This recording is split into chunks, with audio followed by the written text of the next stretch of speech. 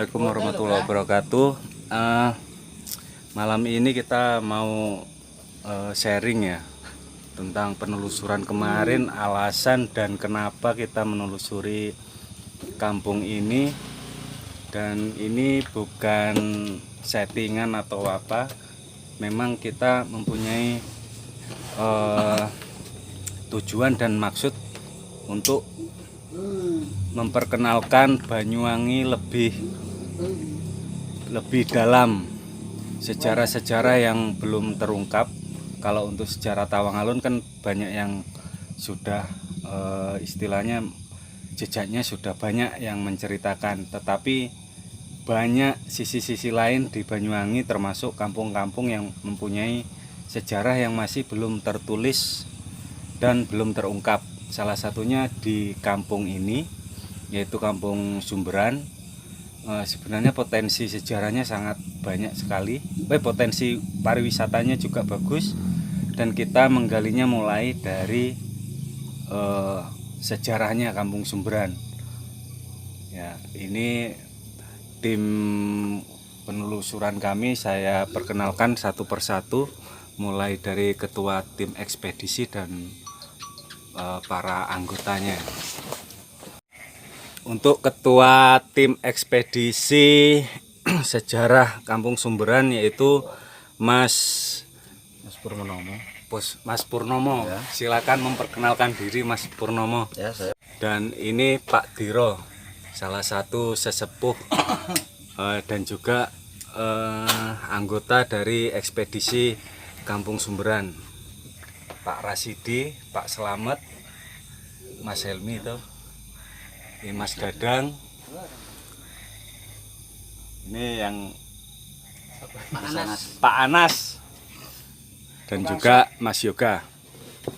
Kita sharing santai pemirsa. Jadi kali ini biar Pak Pur yang menerangkan mulai dari awal kita menelusuri kampung ini sebenarnya bagaimana dan tujuannya itu apa sebenarnya.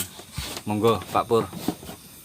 Ya, untuk penelusuran mulai pertama ya, mulai awal ini sumbernya dari Pak Kades memberi PR dari awalnya, dari mencari gimana sih asal usulnya Kampung Sumberan dan kenapa kok bisa dijuluki Sumberan, kampung ini dinamakan Sumberan. Berawal dari gitu, kita bentuk tim, terus kita telusuri bareng-bareng. Ya, sampai saat ini, dalam arti kita sampai menemukan kayak situs-situs bersejarah lah intinya. Yang sebelumnya belum terungkap ya, ya Pak? Belum. Yang jelas belum. Sampai sejauh ini masih tahap apa ya, pembersihan. Ya, masih tahap pembersihan intinya. Jadi sebelumnya Pak Lurah itu mempunyai feeling di sini ada sesuatu lah. Ya. Yang jelas gitu intinya. Dari sumbernya ini dari kampung ini. Telusuri pertama kali, suruh nelusuri, habis itu ya sampai ditemukan sejarah yang belum terungkap, dan kita menemukan sesuatu kayak situs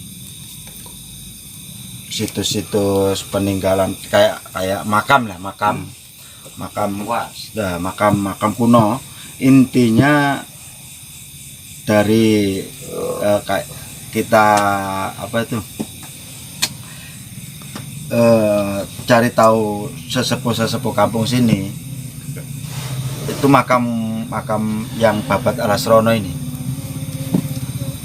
Jadi untuk makam itu memang makam sakral ya, Pak?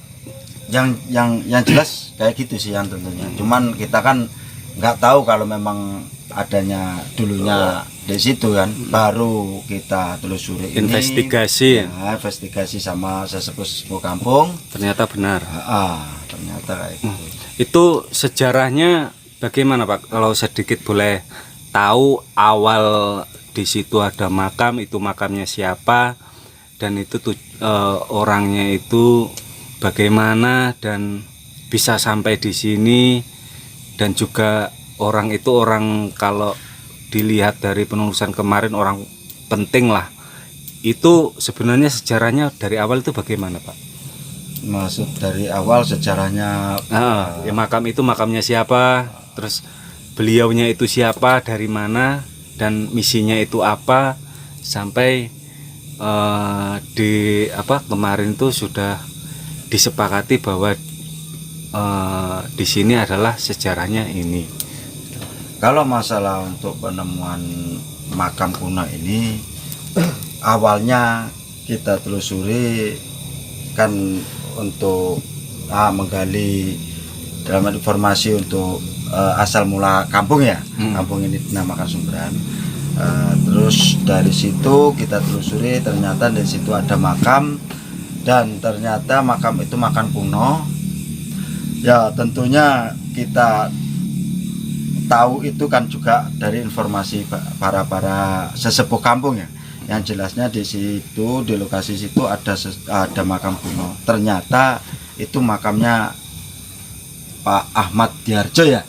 Ahmad Diarjo alias Singolaksono. Singolaksono yang tentunya kita tahu itu makamnya Singolaksono. Pak Slamet yang bisa menjelaskan lebih jelas. Pada waktu itu kan Pak Slamet juga yang kita ikut penelusuran. Pak Slamet? Begini, masalah makam itu dulunya belum ditemukan sama sekali. Ketemunya makam itu memang lama sih. Waktu itu kan ibu saya itu mau ambil selendang di kursi. Ada ular di situ. Panggil bapak saya. Ular mau dipukul, mau dibunuh. Dia ngomong, aku jangan dibunuh. Aku memang ular, tapi hanya berupa ular aja. Kalau sampean mau tahu saya, ikuti saya. Gitu. Terus diikuti sama kedua orang tua saya. Dia ngomong, ini loh tempat saya, ini istri saya 2, nama saya ini Pak Singolaksono, yang satu Ibu Saumi, yang satu Ibu Aisyah. Nah, ceritanya di situ begitu. Tolong bangun rumah saya, kalau sampean makan saya tolong dikasih makan juga. Hanya begitu ceritanya. Kalau dengar-dengar dulu Pak Lurah Ajin sering nyadran ke situ katanya, Pak. Memang dari dulu Pak Lurah Ajin setelah dibangun makam itu sama ibu saya, Pak Lurah Ajin sering nyadran ke sana. Pak Lurah Ajin termasuk lurah Kebaman yang pertama lah. Termasuk keturunan. Kalau Pak Lurah Ajin memang keturunannya Mbah Singolaksono itu. Mbah Singolaksono ini sebenarnya siapa, Pak? Nah, kalau masalah Mbah Singolaksono sebenarnya siapa itu saya kasihkan kepada Pak Pur. Dah. Dari penelusuran kami, Bapak Singolaksono atau Bapak Ahmad Diarjo itu ya yang jelas bukan orang asli sini. Intinya dari luar ya, dari luar kota, luar Banyuwangi intinya. Waktu zaman dahulu ya yang jelas kita nggak tahu juga dalam penelusuran masih tahap penelusuran ini. Yang jelas Bapak Singolaksono ini ditugaskan sama yang jelas sama entah itu negara, entah itu Kerajaan, keraton. Ya itu kerajaan lah intinya. Yang jelas intinya di sini tuh untuk mengislamkan di wilayah Jawa Timur bagian selatan ya, bagian timur. Bagian timur yang jelas di daerah Banyuwangi, tepatnya di Srono, Kampung Sumberan ini makamnya sekarang. Kalau Jawa ujung timur. Ya itu. Untuk Bapak Singolaksono itu kemarin katanya dari Madura, dan itu keterangannya dari Pak Samsi. Nggih, Pak. Ini Bapak Rasidi keturunan dari Pak Samsi ya. keturunan, ini Menantu. Mungkin dari Pak Rasidi bisa menjelaskan. Ya katanya mertua saya ya Pak Samsi itu dulu itu memang dari Madura.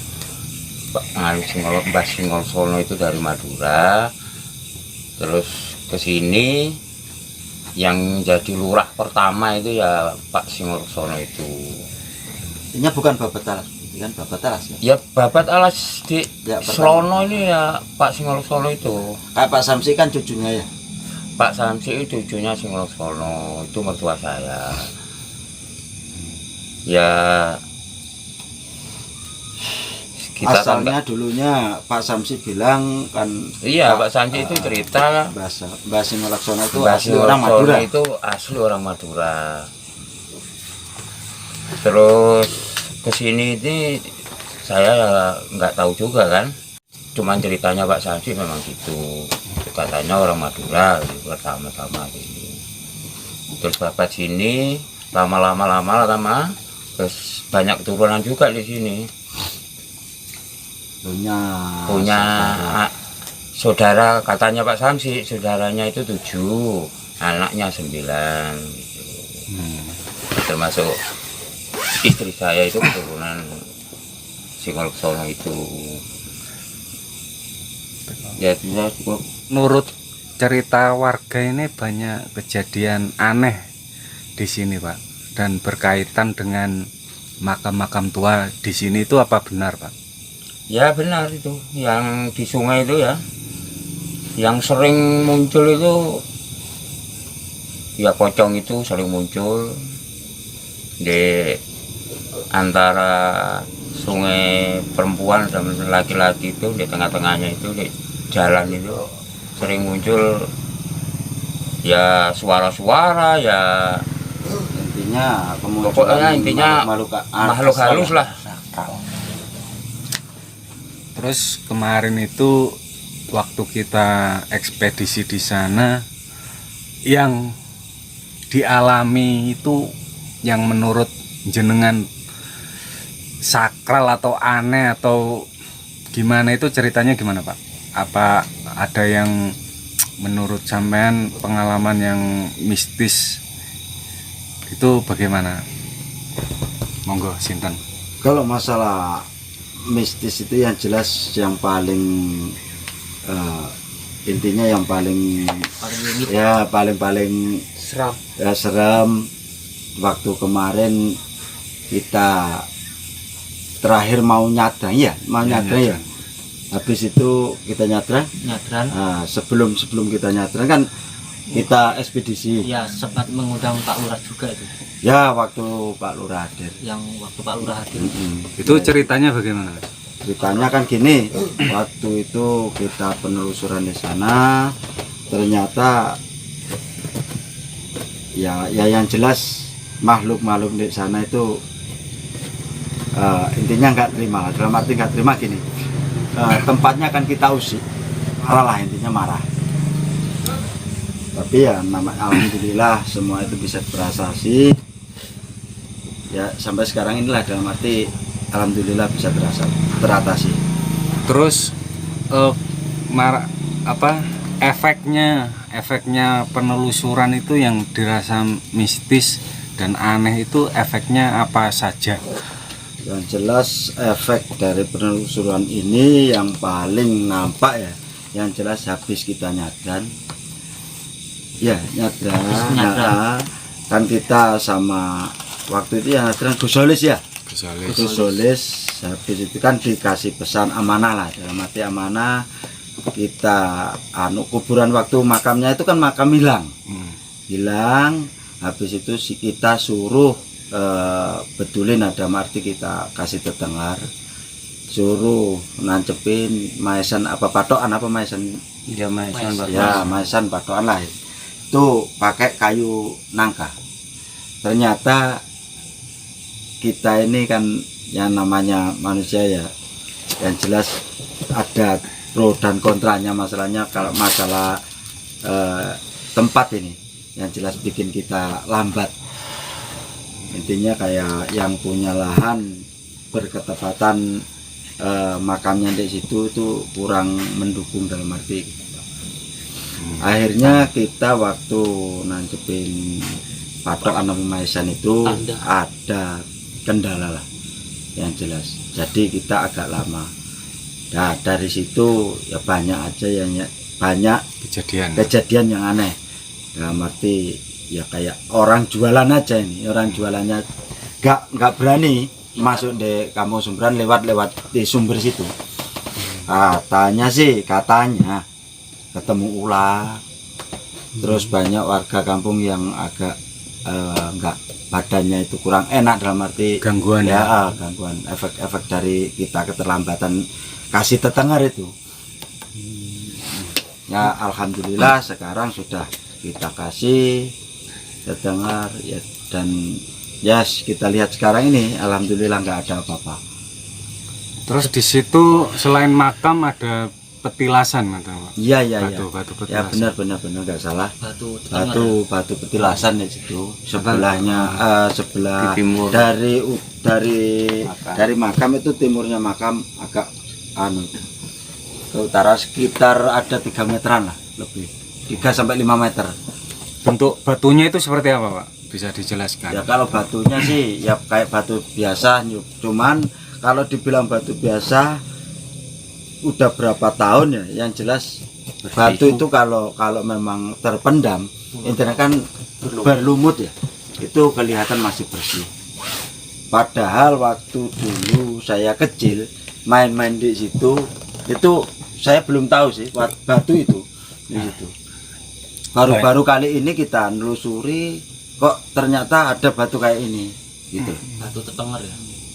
Yang jelas batu itu dari mana ya, nggak tahu asalnya yang jelas batu itu. Terus kemarin waktu ekspedisi sama Gus Solis kayaknya ada pengalaman mistis ya, mungkin di petilasan itu bisa mungkin jangan-jangan yang tahu mistis di batu petilasan itu waktu kita ekspedisi di situ, mungkin Pak Rasidi ya bisa menjelaskan itu. Ya waktu Pak Solis di petilasan situ ya Pertama kali pakai waktu penanaman sesaji itu ya. Di situ itu Gus Solis dipindah di Sandal. makam umum. Itu jaraknya berapa meter? Kira-kira ada Ya, 15 sekitar 25 meter dah. itu ngeloncat sungai itu. Loncat sungai tapi di situ tuh nggak lewat jembatan. Tahu-tahu ada di tengah-tengah makam itu, makam umum itu. TPU. Terus katanya ada seperti cahaya di Ya, batu. kalau itu ada cahaya dua, yang satu merah, yang satunya biru. Itu apa Pak? Bisa dijelaskan Pak? Itu kemungkinan ya kayak Gaman. pusaka. Iya, kayak pusaka itu. Yang satu, yang biru itu kayak apa ya? Kelihatan kayak muncul gitu loh. Sama yang merah itu itu. Dua-duanya itu muncul terus ambles di batu itu, masuk di petilasan itu. Iya, cahayanya masuk. Iya, cahayanya keluar terus masuk lagi gitu loh.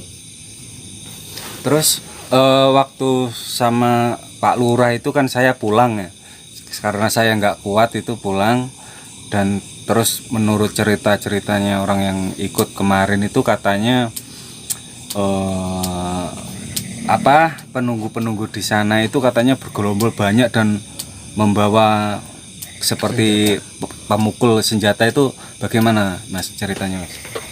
Yang jelaskan waktu itu kan kita penelusuran di sana ada salah satu tim kita ya, yang namanya nggak tahu, yang jelas itu niatnya sih bersihin batu. Ya terus penunggu di situ beranggapan lain lah, dalam arti lain istilahnya kayak Musik. diusik. Jadi yang jelas kalau tempatnya itu diusik, marah lah yang punya tempat. Intinya marah besar, udah nggak pernah dirawat, dalam arti kan bilangnya kayak gitu ya. Udah nggak pernah dirawat, malah di sini malah mau merusak. Padahal sebetulnya untuk kami ini yang jelas ingin tahu dan ingin ibarat ini memang petilasan yang jelas kita bangun terus kita bersihin kan gitu. Muri-muri. Ya intinya ternyata ya namanya makhluk kayak gitu yang jelas kan lain ya sama kita. Terus katanya tongkatnya. Kalau masalah tongkat itu kalau dikasihkan yang jelas saya juga belum tahu, cuman dengar saja. Masalah tongkatnya sih saya juga belum tahu. Yang tahu jelas Bapak Slamet. Waktu itu saya Main. ke rumahnya Bapak Mustaqim. Bapak Mustaqim. Nah di situ saya dibilangin mau ambil barangnya Mas Pur. Enggak, saya cuma ingin main-main. Kamu ingin tahu barangnya Mas Pur? Ini loh barang yang dibuat pukul Mas Pur tadi malam. Itu Berupa kayak tongkat komando. Kuning semua. Foto. Bukan godok, tongkat komando. Jadi bawahnya itu bisa dilepas, itu keris. Itu aja yang ditunjukkan kepada saya, hanya gitu itu. Terus Pak Mustaqim ini salah satu tokoh atau masyarakat atau siapa Pak Mustaqim ini? Kalau Pak Mustaqim itu guru, termasuk Gurunya Orang yang dituakan di sini. iya, orang yang dituakan di sini. guru spiritual juga. Orang guru spiritual itu. Terus setelah makam, terus petilasan, terus sendang ini Mas. Sendang. Nah, sendang ini ya mungkin Mas Yoga ada yang ditanyakan ini. Gini Kang Pur ya. Berarti saya mau menyimpulkan gini. Dari hasil ekspedisi kemarin yang berturut-turut, berarti bisa dikatakan kalau Mbah Buyut Ahmad Diarjo atau Singolaksono itu berarti kan bukan orang sembarangan gitu. Yang jelas itu. Yang jelas begitu. Cuman posisinya waktu itu yang jelas saya kurang tahu juga. Yang jelas intinya bukan orang sembarangan ini gini. Dalam arti orang-orang berpengaruh. Orang berpengaruh, Yang jelas. orang besar lah. Ya benar. Yang punya kedudukan. Berarti ini sejarahnya sudah mau ditulis ya Mas? Ya. Sejarahnya mau ditulis. Jadi kita bekerja sama dengan pemerintahan. Sejarah yang belum terungkap ini bisa intinya ditulis secara legal. Benar. Ya, Jadi kita tinggal nunggu aja surat dari pemerintah, baru kita melanjutkan yang lebih jauh. soalnya Penelusuran ini. di sini ada namanya Taman Sari dan juga itu pastinya kan berkaitan ya Mas. Insya Allah bisa berkaitan. Masalahnya di Kebaman sini ya, desa Kebaman sini kayak petilasan itu banyak kayak Mbah Buyut Jebeng, Mbah Eduk. Tapi banyak yang tidak tahu ya Mas. Yang jelas banyak yang tidak tahu. Gitu. Jadi ini menunggu legalitas dari pemerintah Ya, setempat pemerintah setempat. untuk mencari Melanjutkan. sejarah yang sebenarnya sangat penting sekali, cuma banyak generasi yang sekarang ini kan nggak tahu ya. Ya, benar. Jadi untuk menjaga itu kurang ya. Jadi salah satu yang kemarin kita lihat makam kuno Mbah Buyut Jebeng kalau nggak salah kan di situ banyak sekali jemuran itu. Padahal itu sangat disakralkan dan mempunyai nilai sejarah ya Mas. Saya tinggi. Dulunya waktu kecil aja saya dulu banyak orang-orang yang berziarah di situ. Tempatnya juga belum dibangun waktu itu. Masih sedangkan ini sudah dibangun di tempatnya makam Mbah Buyut Jebeng malah kasih jemuran tempat jemur-jemur pakaian apalah. Yang jelas nggak kerawat lah sekarang. Intinya.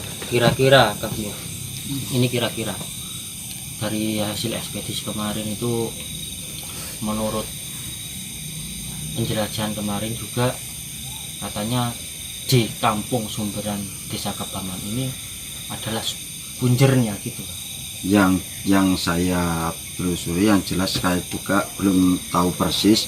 Intinya yang saya telusuri katanya yang Bapak Ahmad Darjo ini kalau memang babat alas orangnya pertama, babat alas Babat alas ya. Serono ini, yang jelas kan yang pasti sumbernya di sini, di kampung ini, Desa Kebaman. Terus makam petilasan. Sekarang sendang ini Mas. Iya. Sendang ini kan ada pasangannya seperti sendang kemanten ini ya. Iya, iya. Jadi ada kali lanang, sumber lanang, sumber wedok nggih. Sumber laki-laki, sumber perempuan. Nah, terus sumber ini menurut ceritanya itu kemarin juga saya kutip dari Gus Aan yang menelusur di sana, itu sumber punjernya itu ada kepala seperti kepala naga dan ekornya itu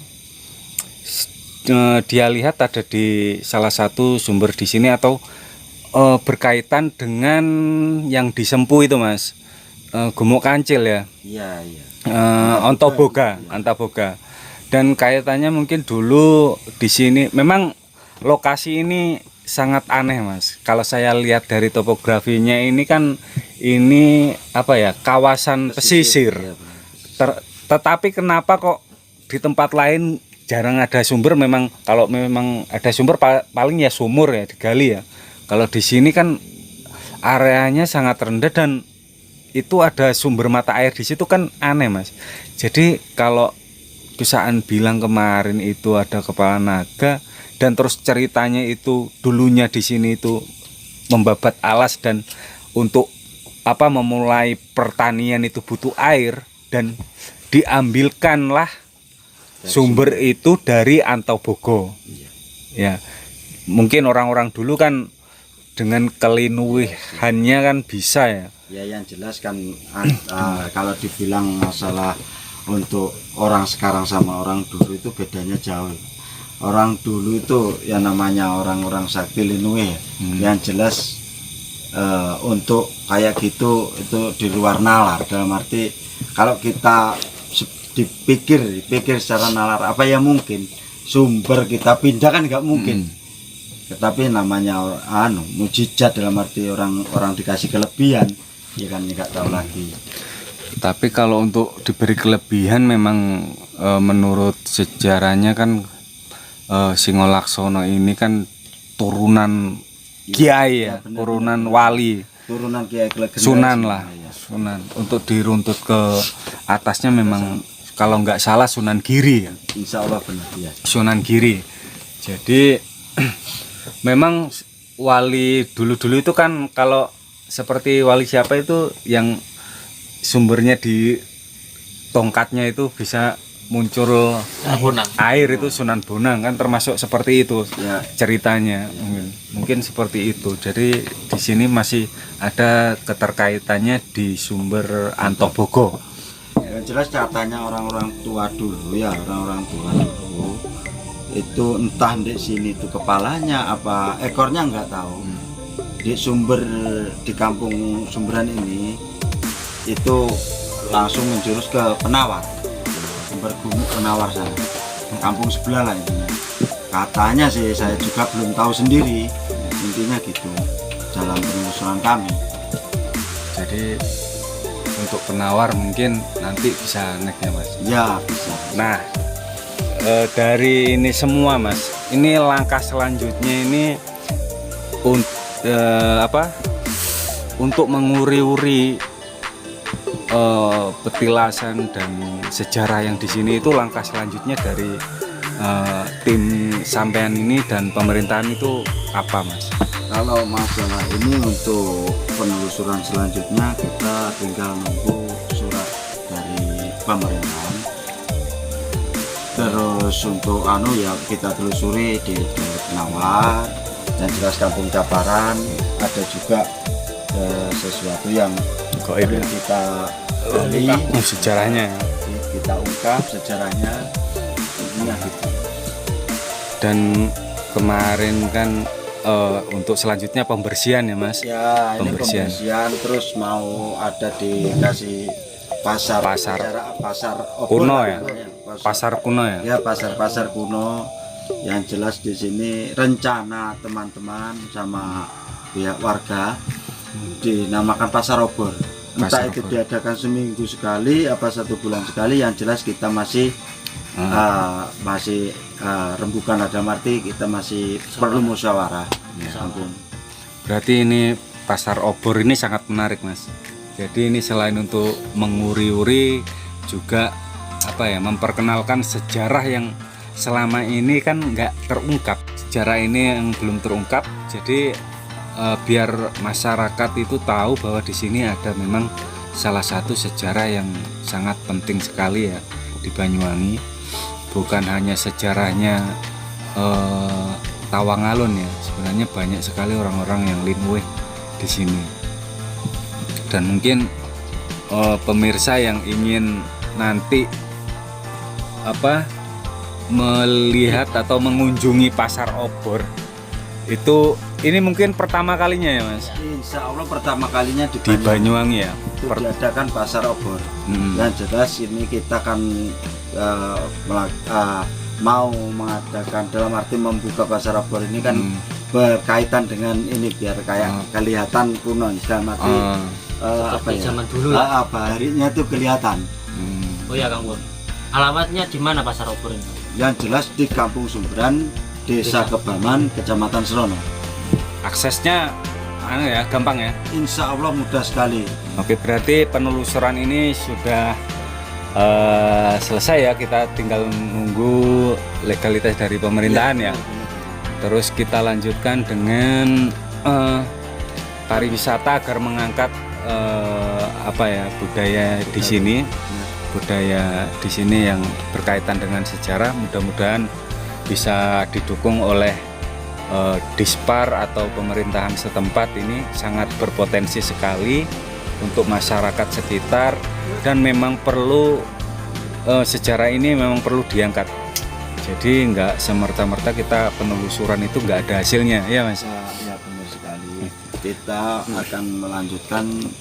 Yang jelas kita untuk melanjutkan penelusuran ini, yang jelas kita nunggu surat legalitas dari pemerintah, surat tugas, baru kita lanjutkan penelusuran ini yang berkaitan dengan Mbah Singolaksono ini. Oh gitu. Oke pemirsa, mungkin itu penjelasan dari tim ini. Mungkin nanti kalau memang ingin berkunjung di sini itu nanti bulan-bulan depan, mungkin tahun depan ya Mas, 2021 ya. Kalau doakan aja pemirsa ya. Yang jelas ini secepatnya, kalau memang sudah ada legalitas, surat legalitas dari pemerintahan, kita lanjutkan. Kalau sudah deal baru kita umumkan. Oke. Jadi mungkin kalau di sini bertepatan dengan pilkada ini mungkin nggak memungkinkan ini. Jadi tahun depan ya, masuk ke 2021 ya, sehabis pilkada. Ini pemirsa, ada pasar obor di sini. Jadi untuk pertama kalinya di Banyuwangi, dan pertama kalinya memang dilaksanakan lah untuk menguri-uri sejarah. Salah satu sejarah penting yang di Banyuwangi. Mudah-mudahan di Serono. Dan khususnya di Serono dan Desa Kebaman. Mudah-mudahan bermanfaat untuk masyarakat dan juga bermanfaat untuk semuanya, dan mudah-mudahan juga sejarah ini bisa secepatnya ditulis dan dilegalkan ya Mas. Ya mungkin ya. Itu mungkin ada dari ya, cukup beri doa biar tim kita bisa melaksanakan dengan lancar, sukses. Jadi untuk Desa Kebaman, Kecamatan Serono, Kampung Sumberan ini bisa terangkat lah begitu. Mungkin dari Pak Diro ada pesan-pesan. Ya, ada aja. Oke, ini fotonya Pak Lurah ini. Iya. Waduh, keren Pak. Ini Mas Dadang ya.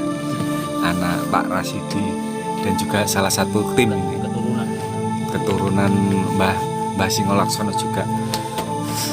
Oke, mungkin itu ya penelusuran untuk di sini, mungkin kita tutup sekian dan ikuti kelanjutannya dan ikuti nanti momen untuk menguri-uri ini pasti rame lah, bisa jadi destinasi wisata baru 2021 di Banyuwangi.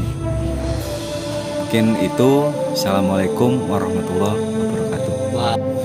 Halo, assalamualaikum warahmatullahi wabarakatuh. Ini guys, jadi ini ada salah satu cerita dari kampung yang namanya Kampung Penawar. Itu juga nggak kalah mistis dan nggak kalah bersejarahnya. Nah, di situ banyak sekali sejarah-sejarah yang belum terungkap juga. Mungkin sedikit ulasan cerita mungkin bisa disampaikan warga sana, atau Mas Pur ini juga salah satu orang yang